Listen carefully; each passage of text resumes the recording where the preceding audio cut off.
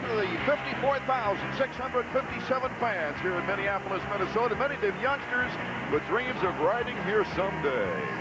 Our Suzuki big moment. Travis Pastrana's got the top qualifying time. He's got the first choice of the gate as a result of this fine race. His fourth qualifying heat win of the season. Can he convert that into his first 250 main event win, however? Semifinals, very important for gate position. Ramsey, Huffman, Johnson, Wilson, Gibson qualifying, as well as Roncada, Way, the top privateer, Heat Boss, Kyle Lewis, and Tyler Evans. The Nissan LCQ. Mike LaRocco was forced to go all the way to the LCQ to get a main gate position. Only once I can remember in 250s have I ever seen anybody go through the LCQ to win the main event. The Suzuki starting grid as we check out the entire field. Travis Pastrana looking for his first 250 win in his first full season. Ezra Lusk with a great qualifier. Sebastian Tortelli coming back for his first race of the season. And there you see the rest of the field. Your gut feeling? Well, my gut feeling is that, like a lot of people, that this is Travis' weekend.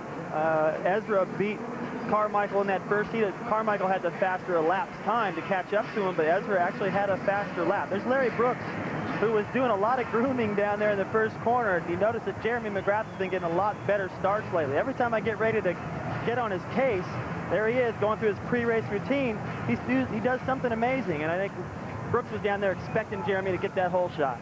Jeremy has 2 hole shots so far this year, the all Powerade hole shot. If he gets out of that first turn first, he wins $1,500. We've had a different hole shot winner every race. The hole shot winner has never won that race this year.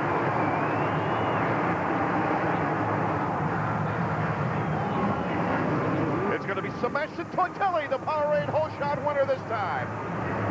Fonseca in second. Lusk, another great start in third. Jeremy McGrath, he's in fifth, making a move on Lusk. I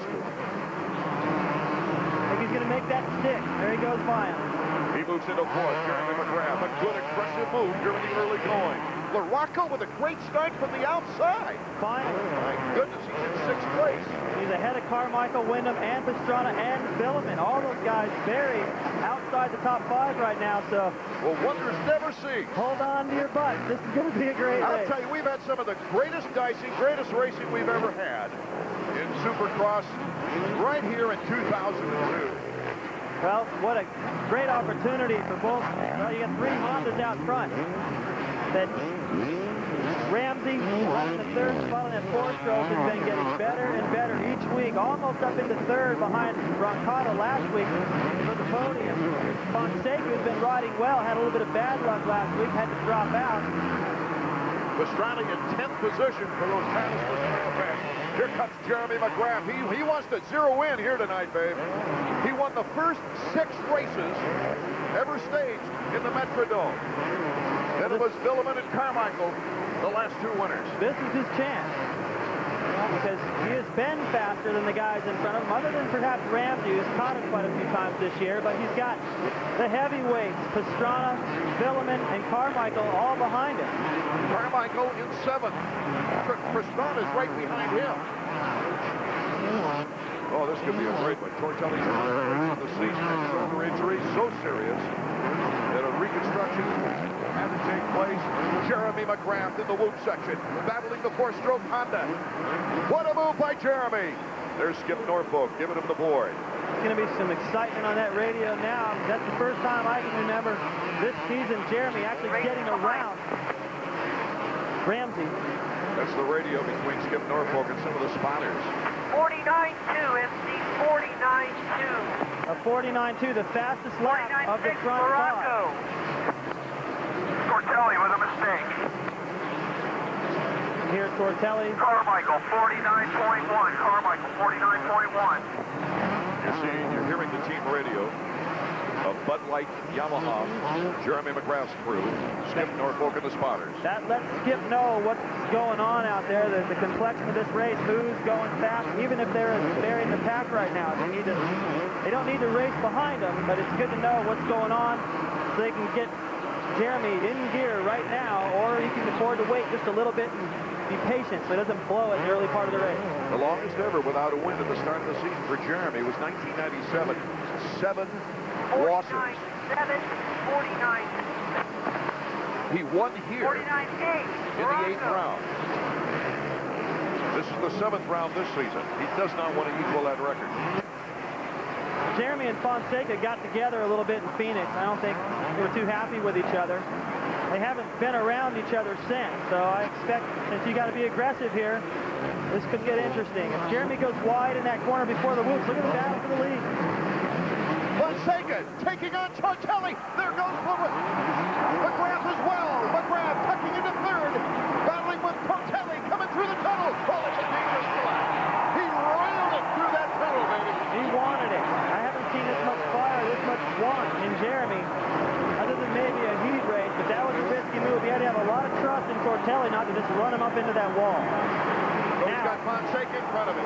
Now it gets to that physical thing I was talking about between he and Fonseca. They're friends, but a little bit of that got eroded at Phoenix, so I'm anxious to see how he plays this now. Fonseca has got to cover the inside in this left-hand corner at the end, and he does. McGrath taking the inside short route. Now some home section. Jeremy McGrath, the black pass, a clean one. And the crowd goes crazy.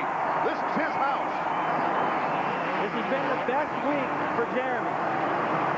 Coming into this race, he feels the best. I have a feeling that last week was the first race so far this season. We got a 42 on that, 49. Where he was actually 41, yep. hoping that the next race would come right away. And now he's showing us some of that fire. Give it a split on a takeoff and a triple left to start, please.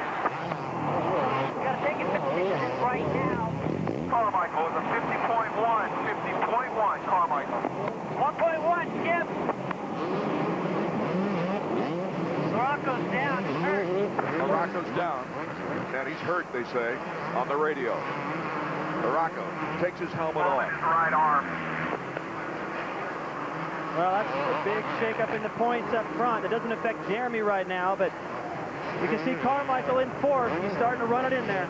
Let's go to Davey. Guys, Michael Rocco just walked past me, and Dr. John Bonner, he is holding his right wrist, and it doesn't look good. Back in the corner at the end of the whoops, he tangled with Travis Pastrana.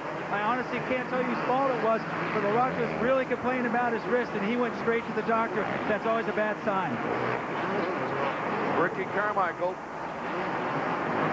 is now in 4th. You see the last lap figures on the left portion of your screen.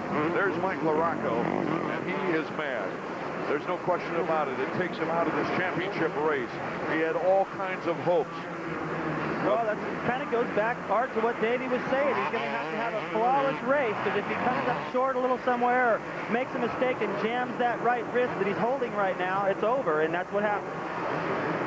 A little gap now for Jeremy McGrath. Can he hold on for his 90th Supercross motocross victory of his career?